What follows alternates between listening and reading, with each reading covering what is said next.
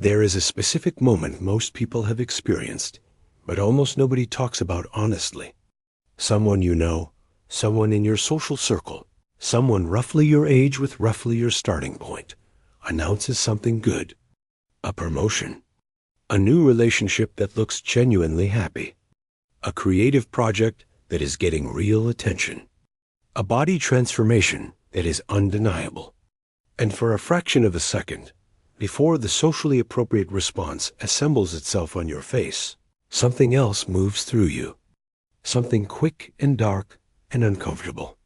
Something that is gone almost before you can name it, covered immediately by the smile and the congratulations, and the genuine sounding that is so wonderful. I am so happy for you. But it was there. You felt it. And if you are honest with yourself, you have felt it more times than you would like to count, in more situations than you would care to admit, toward more people than you would be comfortable naming out loud. That fraction of a second feeling, that quick dark movement that you cover so quickly with a socially acceptable response, has a name. Jung called it the shadow. And the specific form it takes when triggered by another person's success, or happiness, or beauty, or capability, has an even older name. Envy. This is one of the most universally human experiences available, and one of the least honestly examined. Envy is everywhere. It structures entire industries, from gossip media to social comparison platforms to the specific way certain workplaces function. It drives behavior in families, in friendships, in romantic relationships, in communities of every kind. It is one of the most powerful motivating forces in human psychology, capable of driving people toward genuine achievement and toward genuine destruction in almost equal measure, depending entirely on whether the person experiencing it has any conscious relationship with what they are actually feeling. And yet, it is among the most consistently denied, most thoroughly rationalized, and most socially punished emotional experiences available to a human being, which means that for the vast majority of people, the enormous energy carried in envy goes not into conscious use, but into the shadow, where it continues to operate invisibly and often destructively. From below the surface of awareness, Jung's theory of the shadow, and specifically his analysis of envy as one of the shadow's primary expressions, offers what may be the most psychologically sophisticated and practically useful framework available for understanding this experience. Not because it tells you that envy is fine and you should feel good about feeling it, but because it insists, with characteristic rigor, that the only way to stop being unconsciously controlled by what you will not consciously examine is to look at it directly, to understand what it is actually made of, and to extract from it the specific, valuable information it has been carrying about your own unlived life. This script is going to take that project seriously. We will trace Jung's theory of the shadow from its earliest formulations in his clinical work, through the specific mechanism by which envy forms and what it actually reveals about the person experiencing it. We will bring in Nietzsche's analysis of envy as a disguised form of the will to power, and René Girard's extraordinarily useful theory of mimetic desire, which explains why we so reliably want what specific other people have, rather than simply what we abstractly desire. We will look at the evolutionary roots of envy, why it exists at all, and what purpose it was designed to serve. We will examine the specific modern pathologies that social media has introduced into what was already a difficult emotional landscape, creating conditions for chronic, low-grade envy exposure that human psychology was never built to manage at this scale. And we will walk through the concrete, practical work that Jung's analytical psychology offers for transforming envy from an unconscious poison into a conscious, directional force, one that stops quietly corroding your relationships and your self-image and starts actually pointing you towards something by the end. That fraction of a second feeling you cover so quickly will not look the same to you. It will look like information. Uncomfortable, inconvenient, Important information about something in your own life that has been waiting, often for a very long time. For your honest attention, there is something worth naming at the outset about the specific difficulty of writing and reading honestly about envy. Almost every other difficult emotion has, by now, been normalized enough that acknowledging it carries at least some social legitimacy. Admitting to anxiety, to grief, to anger, even to depression, is in most contemporary social contexts acceptable and even sometimes admired as a form of courage. Admitting to envy is different. Envy remains among the most socially punished emotional disclosures available, partly because it implicates the person admitting it in a specific comparative judgment that reflects unfavorably on their own self-sufficiency, and partly because it reveals to the person being envied that they are seen as having something worth envying, which carries its own complicated social charge. The result is that most people have had essentially no practice examining their envy honestly, and have instead developed an extensive repertoire of disguises for it, so effective and so habitual that the disguise and the original feeling have in many cases become genuinely difficult to distinguish even from the inside.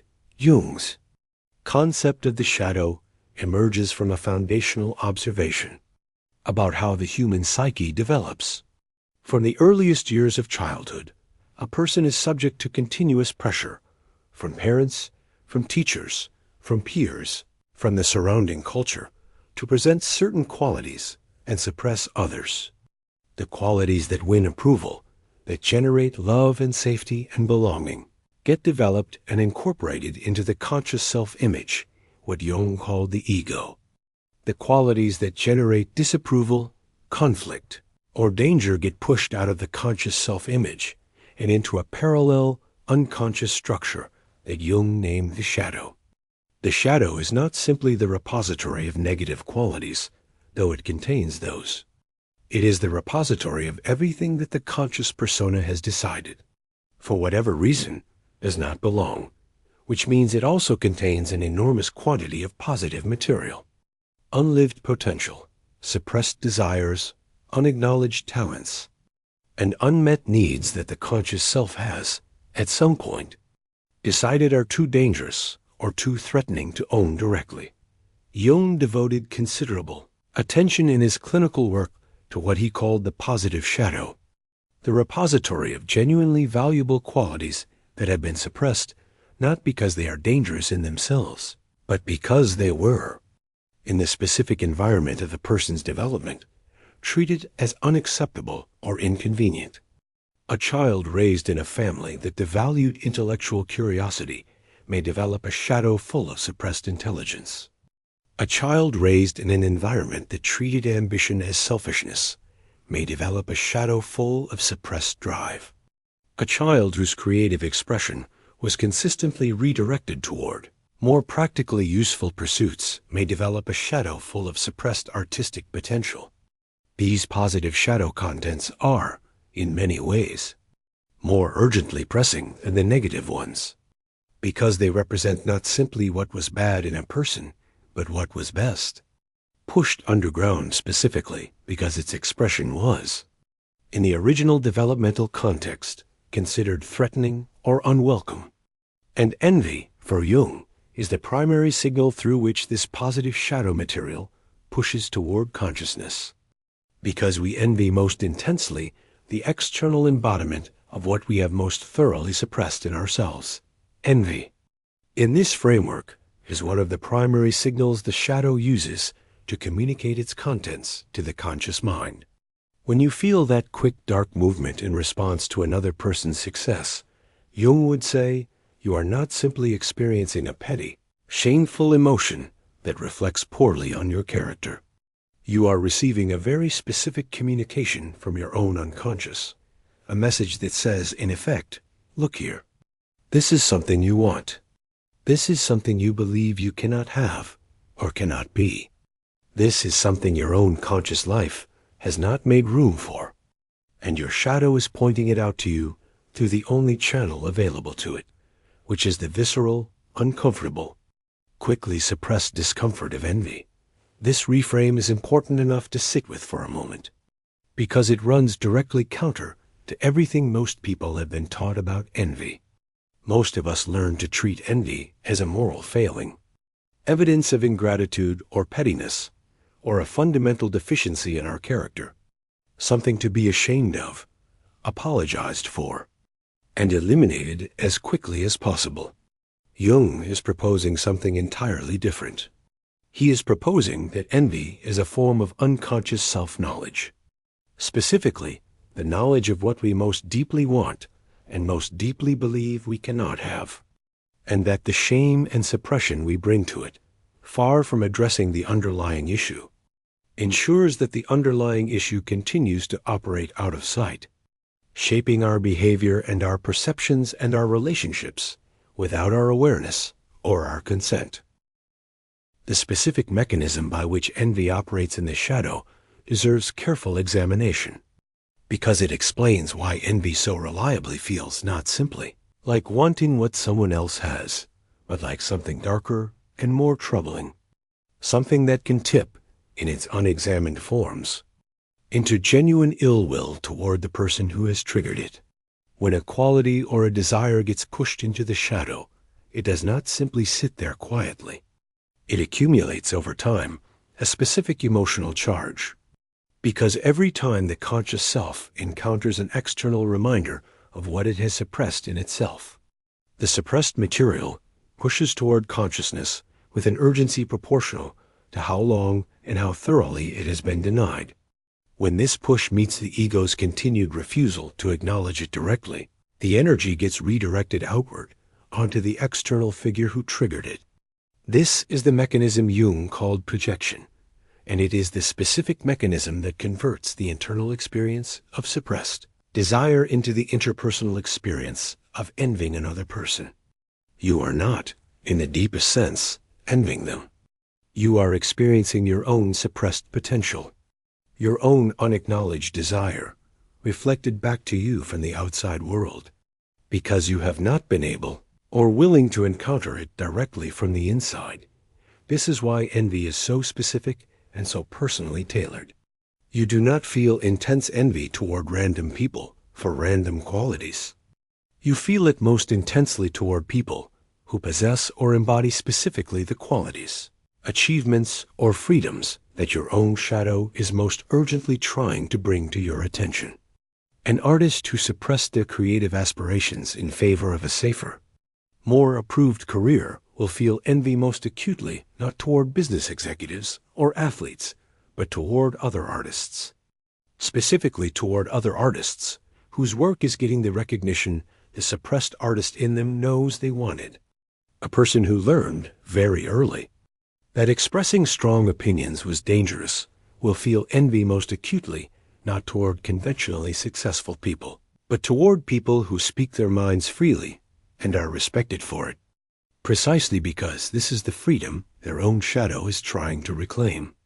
The object of your envy is, in this precise and literal sense, a map of your shadow, a specific, personalized guide to the unlived material in your own psychic life. René Girard's theory of mimetic desire, developed independently of Jung, but illuminating the same territory from a different angle, adds an important dimension here. Girard observed that human desire is fundamentally imitative, that we do not simply want things in the abstract, but want specifically what we perceive other people like us to want or to have, using those people as models for what is worth wanting. This mimetic quality of desire explains why envy is so reliably triggered by people in our immediate social world rather than by abstract figures. Why we are far more likely to feel envy toward a colleague who gets the promotion we wanted than toward a celebrity with vastly greater wealth and success. And why the most painful envy is almost always triggered by someone we perceive as roughly equivalent to ourselves in starting point or capability. Girard called the other person in this dynamic the model, and he observed that the closer and more similar the model, the more intensely the mimetic desire operates, which is why siblings, colleagues, And close friends are so reliably among the most potent sources of envious feeling. And why this fact is so reliably denied. Girard also made an observation that connects directly to what Jung called the constellation of the shadow in group settings. When multiple people share the same model, and therefore the same mimetically derived desire, the group has a specific structural problem. Because the shared rival relationship among all the people pursuing the same object threatens to generate escalating internal conflict. Girard argued that human groups have historically resolved this problem through what he called the scapegoating mechanism, the unconscious selection of a single figure onto whom the group's collective rivalrous tension is displaced, allowing the group to achieve temporary cohesion through shared negative focus on the scapegoated individual. The figure most likely to be selected for this role, Girard observed, is often someone whose success or distinction has most visibly concentrated the group's mimetic desire, which is precisely what makes the tall poppy syndrome so structurally predictable and so historically universal. The most successful member of any group will, in the absence of sufficient collective shadow consciousness, tend to become the group's scapegoat, precisely because their success most acutely activates the group's shared, unacknowledged envy. Girard's model also explains something that Jung's framework helps complete, which is why unexamined envy so reliably converts into hostility toward the person who triggers it. In Girard's analysis, when two people are pursuing the same object or embodying the same desire, they become, in the logic of mimetic desire, rivals. And the rival relationship has a specific, dangerous, escalating quality. Since each person's pursuit of the desired object intensifies the other's desire for the same object simply by demonstrating that it is worth pursuing. Jung's concept of projection explains the internal mechanism by which this rivalry gets disguised. The envying person does not experience themselves as wanting what the other has. They experience themselves as negatively reacting to something in the other person, which allows the hostility to be expressed without the desire being acknowledged.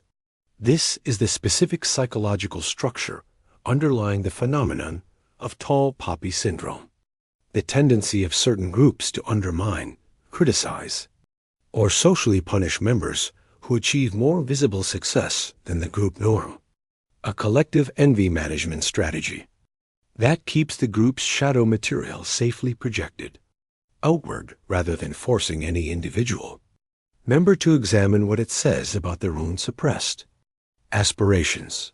Nietzsche's analysis of envy, which prefigures both Jung and Girard in important ways, cuts even deeper. For Nietzsche, envy, in its unexamined form, is one of the primary engines of what he called slave morality, the tendency of those who feel structurally unable to achieve or embody what they secretly want to construct a moral framework in which wanting it is wrong and having it is suspicious.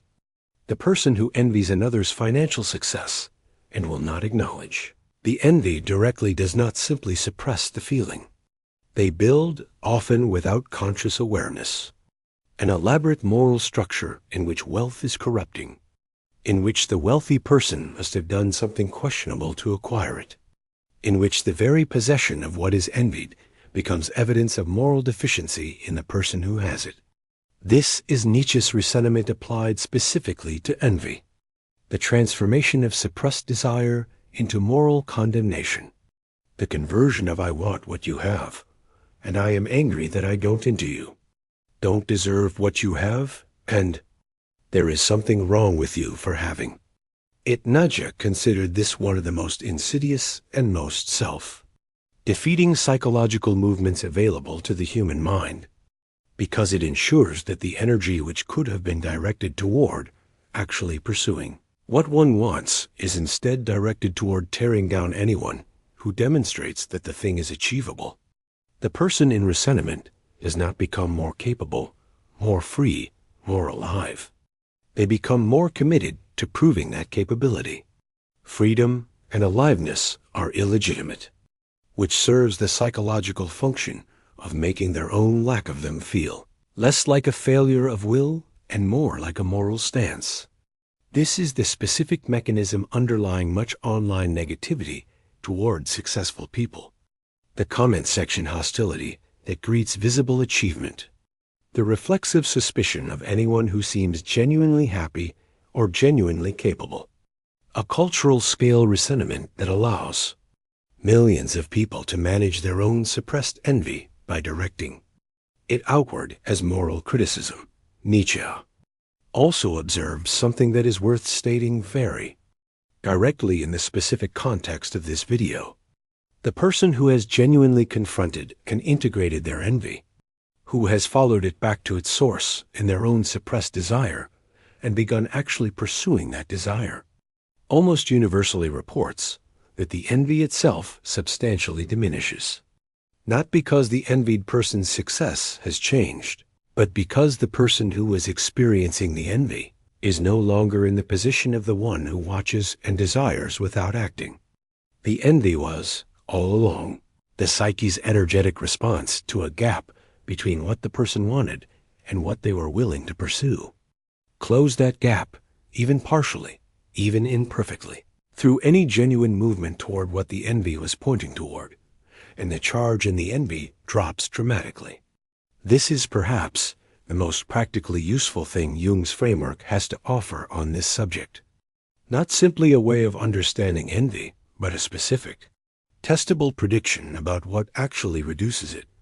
Evolutionary biology offers a useful perspective on why this mechanism exists at all and why it is so deeply wired. Research on social comparison across species suggests that sensitivity to others' relative status, resource acquisition, and social standing is a fundamental feature of social animal psychology. Present because tracking what competitors and group members possess and achieve provides directly useful information for one's own resource acquisition strategy. In small, ancestral human groups, where resources were genuinely scarce and relative status directly determined access to mates, food, and safety, sensitivity to others' gains was not a psychological weakness, but a crucial piece of social intelligence. The person who noticed when a rival was acquiring more resources or more social status and felt motivated to respond was better positioned to compete for those resources than the person who remained oblivious. Envy, in this evolutionary framework, is not a moral failing but a motivational signal.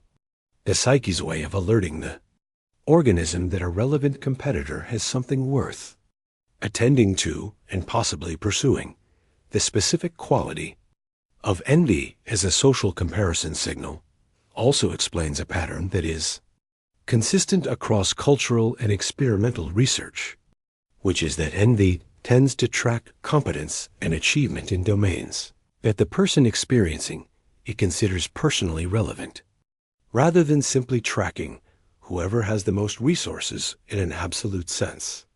Studies consistently find that people report significantly more envy toward others who are similar to them, particularly in age, background, and stated goals, and who have achieved in domains the person experiencing the envy considers personally important, than toward people who are vastly more successful in domains the person does not care about. A struggling musician feels far more intense envy toward a slightly more successful fellow musician than toward a wildly successful investment banker, even though the banker's gap in objective resources is enormously larger. This specificity is precisely what makes envy, properly examined, such a precise and personally tailored map of one's own suppressed desires. It is not a blunt instrument that responds to success in general. It is a finely calibrated instrument that responds almost exclusively to success in the specific areas where you yourself most want to succeed, but have not yet allowed yourself to fully pursue. The difficulty, as with so many evolutionary adaptations, is that the modern environment in which this mechanism operates has changed so radically from the ancestral environment in which it was calibrated that the mechanism itself has become dramatically maladaptive in its unexamined form. In an ancestral group of perhaps 150 people, you might encounter a handful of status or resource comparisons per day, most involving people with genuinely relevant information about your own competitive position. On a social media platform in the 21st century, you are potentially exposed to thousands of carefully curated comparisons per day, most involving people with highly selected, highly edited presentations of their achievements and acquisitions, almost none of whom are actually your relevant competitors in any meaningful sense. The envy response that evolved to track genuinely relevant social information is now being triggered at a volume and a frequency that it was never designed to handle, producing a chronic, diffuse, often sourceless, low-grade envy that poisons the emotional background of daily life without pointing toward any actionable or useful information. Social comparison research has documented this phenomenon in considerable detail. Studies consistently find that time spent on social media platforms correlates with increased envy, decreased well-being, and specifically with what researchers call envy spiral dynamics, in which exposure to the curated success displays of others triggers envy that motivates the person to enhance their own display, which triggers envy in others, which creates a collectively escalating cycle in which everyone's display becomes progressively more idealized, and everyone's felt gap between their real life and the life being displayed becomes progressively wider. Particularly insidious feature of this digital envy landscape is what might be called envy without context. In an ancestral social group, an envied person's success came embedded in a full context of visible effort, setback, ordinary difficulty, and human limitation, which gave the person experiencing the envy a realistic picture of what the achievement actually cost and what it actually consisted of. On a social media platform, the same achievement arrives stripped of almost all context. A single carefully composed image or announcement representing what may have been years of unglamorous, difficult, often dispiriting work compressed into a single moment of visible success. The envy response is triggered by the compressed, decontextualized presentation of an achievement that, seen in full realistic context, might well have generated admiration rather than envy, or might have revealed itself as something the envying person would not actually want if they understood what it required. This context stripping is not accidental. It is the structural feature of these platforms that makes their content most emotionally engaging and therefore most algorithmically rewarded, which means the technology itself is continuously optimized to maximize envy triggers while minimizing the contextual information that might allow a more realistic, less envious response. This is, at a collective digital scale, precisely the participation mystique dynamic Jung described at the level of individual relationships, a mutual, unconscious entanglement in a shared performance that serves nobody's authentic interests. A particular form of this dynamic deserves specific mention because it is so common and so rarely named directly. This is the phenomenon of the envy that masquerades as concern, the specific social pattern in which a person who is experiencing envy toward someone they are close to expresses it through an apparently caring but actually undermining form of engagement. A concrete case illustrates this pattern clearly. Consider two people who have been close friends since university, both pursuing careers in the same creative field. For years, the two careers move at roughly comparable pace, and the friendship is warm, genuine, and mutually supportive.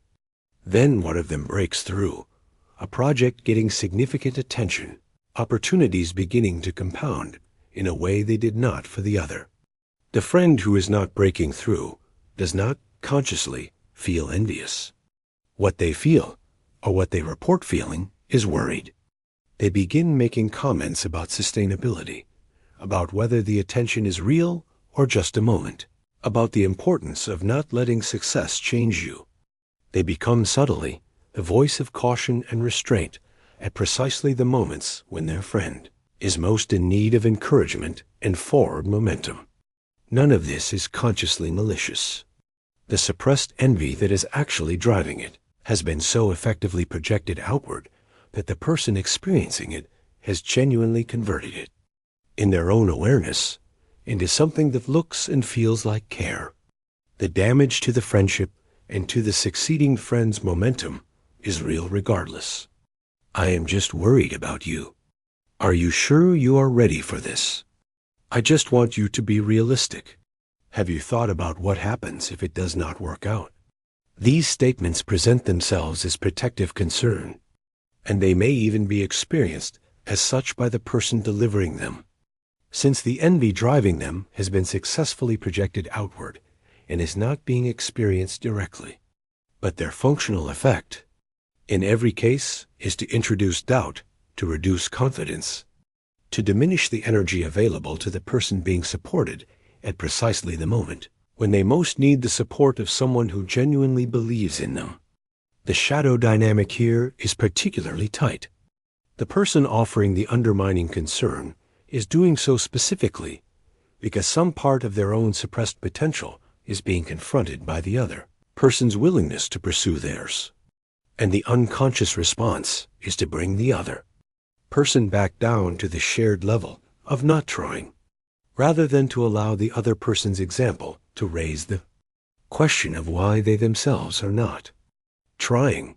Mythology has encoded this dynamic in numerous stories that remain psychologically precise thousands of years after their composition. The story of Joseph and his brothers in the Hebrew tradition is one of the clearest. Joseph is the one in the family who has been given the coat of many colors, who receives the dreams and the visions, who is, in symbolic terms, the one in whom the unlived potential of the family group is most visibly concentrated. His brother's envy of him is not presented in the story as a character deficiency. It is presented as the inevitable response of people who carry, in their own shadow, the same potential that Joseph is expressing, but who have not found a way to express it themselves. Their response to this envy, selling Joseph into slavery, is the mythological dramatization of what unexamined, projected envy does in ordinary human relationships. It attempts to remove the external trigger of the uncomfortable feeling, rather than to examine what the uncomfortable feeling is pointing toward. The resolution of the story is equally instructive. Joseph does not remain the victim of his brother's envy, and the brothers do not remain consumed by it. The resolution comes when Joseph's success becomes so undeniable that the brothers can no longer deny their own suppressed capabilities, and when Joseph, now in a position of genuine power, chooses to transform the relationship through acknowledgement rather than revenge, meeting the shadow material in the relationship with consciousness rather than reactivity. This is, structurally, exactly what Jung would describe as the individuation process applied to a family system. The movement from unconscious, projected envy toward conscious encounter with the underlying material. The story of Cain and Abel offers an even starker mythological portrait of what happens when envy is not brought to consciousness and integrated, but instead acted upon directly from the shadow.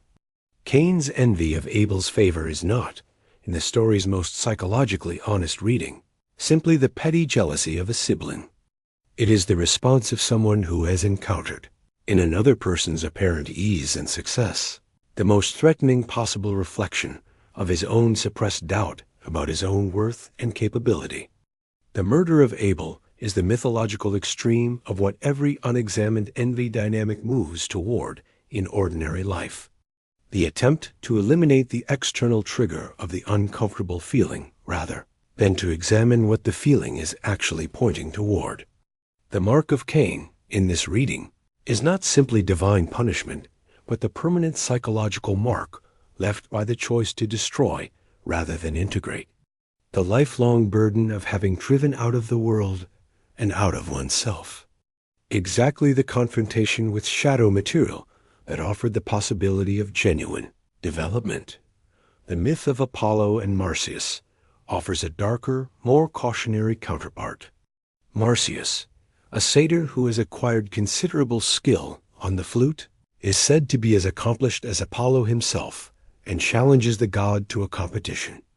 Apollo, threatened by this challenge to his unique status, wins the competition through somewhat questionable means and then flays Marsyas alive as punishment.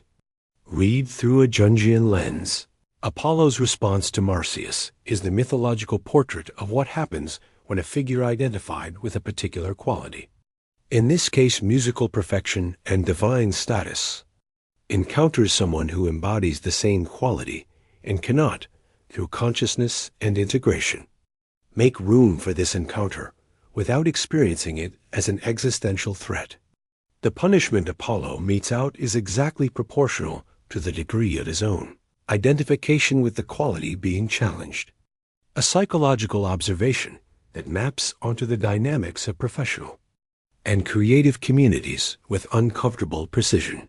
Now, let's bring this theoretical and mythological framework all the way down into the concrete, practical terrain of what you actually do with envy when you notice it arising. The first and most fundamental practice is what Jung would simply call noticing, the deliberate refusal to immediately cover the feeling with the socially appropriate response, and instead allowing it to be felt, named, and examined for the specific information it carries. This sounds simple and is genuinely difficult, because the social reflex to cover envy is so fast and so thoroughly rewarded that most people have never had the experience of simply sitting with the feeling long enough to ask what it is actually pointing toward. The practice begins with a single question asked honestly, in the moment or shortly afterward. When I notice this feeling in response to this person's success, what specifically am I responding to? What do they have, or embody, or achieve that I am responding to? And beneath that, what does my response to this specific thing tell me about what I most want in my own life that I have not yet allowed myself to pursue or acknowledge? The second practice is shadow journaling specifically directed at envy. This means keeping a record over a period of weeks or months of the specific people and specific achievements that trigger the most charged envious responses in you, and using those records as a map of your shadow content. The pattern that emerges from this record is almost always illuminating, sometimes startlingly so, because it makes visible, in aggregate, what the individual instances keep hidden, a consistent pointing toward a specific domain of unlived potential that your conscious life has not yet made room for. A person who keeps such a journal and finds that their most intense, envious responses are consistently triggered by people who have made unconventional career choices, who have chosen authenticity over security, who are doing work that feels meaningful rather than merely remunerative, is receiving very clear information about what their own shadow is trying to bring to their attention, and can begin, armed with that clarity, to have an honest conversation with themselves about what they actually want their own life to look like. The third practice involves active imagination directed specifically at the envied figure. This means, in a quiet moment, bringing to mind a person whose success or achievement has triggered a particularly strong envious response, and allowing yourself to imaginatively inhabit, rather than defensively react to, what they have or embody that triggered the feeling. What does it feel like, from the inside, to be someone who has pursued this thing? What did they have to do to get there? What did they have to risk? What did they have to believe about themselves that you have not yet allowed yourself to believe about yourself? This imaginative exercise is not about comparing yourself to them or measuring your progress against theirs. It is about using their example as a mirror in which to encounter your own suppressed potential, and specifically to encounter the specific beliefs, the specific fears, the specific self-assessments that have been keeping that potential in the shadow rather than allowing it into conscious expression. The fourth practice, and arguably the most transformative, is what might be called redirecting the envy current. Since envy is, at its root, a signal pointing toward what you most want. The specific action it calls for is not suppression or rationalization, but redirection. Taking the energy that was flowing outward as envious reactivity toward another person and redirecting it inward, toward your own honest examination of what you actually want and what specific steps might bring you closer to it. This requires a particular kind of courage, the courage to acknowledge that what you want is genuinely what you want, rather than constructing elaborate reasons why you do not actually want it or why it is not worth wanting. It also requires the practical willingness to begin, usually in some small and imperfect way, actually moving toward the thing the envy has been pointing toward.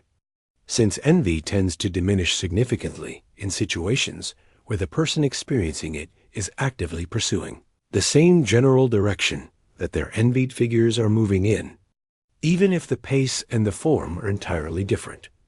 The fifth practice involves what Jung called working with the projection, which in the specific context of envy means deliberately finding something to genuinely admire in the people toward whom you feel most envious. This is not about performing appreciation you do not feel. It is about deliberately engaging with what is genuinely admirable in the achievement or the quality that triggered the envy. Recognizing that the same potential the envied person has actualized exists in some form in you, and allowing the recognition of this to begin dissolving the projection. When you can genuinely admire what someone has done, you are beginning to reclaim from the shadow the same potential that their achievement has been reflecting back to you. Because genuine admiration for a quality requires at some level recognizing that quality as something you understand from the inside. The sixth practice is directed at the specific interpersonal damage that unexamined envy so consistently produces. Since the unconscious behavioral expression of envy typically involves some form of undermining, whether overt or subtle, of the person being envied, the work of making this conscious necessarily includes examining honestly whether any of your own past or current behavior toward someone has been shaped by suppressed envy rather than genuine concern or honest assessment. This examination is uncomfortable, but it is also clarifying. And where it reveals that genuine damage has been done to a relationship through unconsciously enacted envy, it opens the possibility of repair, which tends to be considerably more available than most people expect once the underlying dynamic has been made conscious. There is a broader point about social life that Jung's analysis of envy makes available, and that is worth stating directly. A community of any kind, whether a family, a workplace, a creative field, or a social media following, will be healthier and more generative to the degree that the individuals within it have done enough personal shadow work to recognize their own envy when it arises, and to choose in that moment of recognition to redirect rather than project. This does not require a community of sages. It requires only a critical mass of people willing to have an honest relationship with a feeling that everyone has and almost nobody examines. Jung was deeply concerned throughout his career with what he called the problem of the collective shadow, the way in which unexamined individual shadow material accumulates at a group level and produces the specific kinds of collective destructiveness that history has demonstrated over and over again. Envy, as one of the most universal and most consistently denied shadow contents, is among the most significant contributors to this collective problem. And the individual work of examining it honestly is, in Jung's view, one of the most directly civic acts available to any person who takes seriously their membership in a shared human community. The next time you feel that fraction of a second movement, that quick dark flicker before the congratulations forms on your face, try doing something different from what you usually do. Instead of covering it immediately with the appropriate response, let it stay for just a moment. Ask it honestly what it is pointing toward. What do you see in this person's achievement that you recognize, that you want? that you have been telling yourself for some reason you cannot have or cannot pursue. The answer will almost certainly be uncomfortable. It may also be among the most useful pieces of information your own psyche has offered you in a long time. A specific directional signal pointing towards something in your own shadow that has been waiting, perhaps for years, for exactly this kind of honest, non-judgmental attention. A seventh and final practice involves what might be called the gratitude reframe, applied specifically to the people toward whom you feel the most charged envy. This is not the anodyne, self-help version of gratitude practice. It is something considerably more precise and more demanding. It involves identifying, specifically and concretely, what you have learned from watching someone pursue the thing that triggers your envy, what their example has demonstrated about what is actually possible, what risk or unconventional choice their path has illuminated as available, even if not yet taken. This practice converts the envied figure from a rival whose success diminishes you into a model, in Girard's original pre-rivalrous sense, whose example expands your understanding of what is achievable. It does not require you to like them, or to be close to them, or to adopt their specific path. It requires only the honest acknowledgement that what they have demonstrated to be possible is information about the world that is also, potentially, available to you. That quick dark flicker is not your worst self. It is your most honest self, trying to tell you something your more polished conscious mind has been too careful or too frightened to say directly.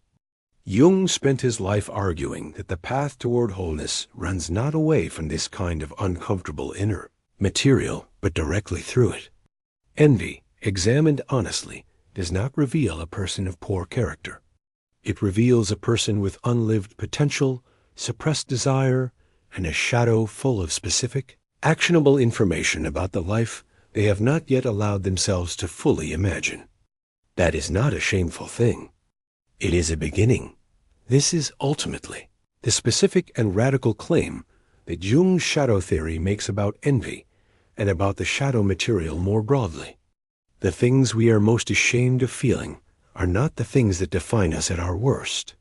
They are the things that point most directly toward what we most deeply want and most genuinely need. The things that, if brought into conscious examination rather than perpetual suppression, have the most to offer the project of actually building a life that feels fully inhabited. The shadow, Jung wrote, is 90% pure gold. The work of individuation is not the elimination of the uncomfortable contents of the shadow, but their integration. The patient, often difficult, always worthwhile work of reclaiming from the darkness exactly what was put there, not because it was worthless, but because, at some earlier point in your life, it was simply not yet safe to own directly. You are ready now. The envy told you so.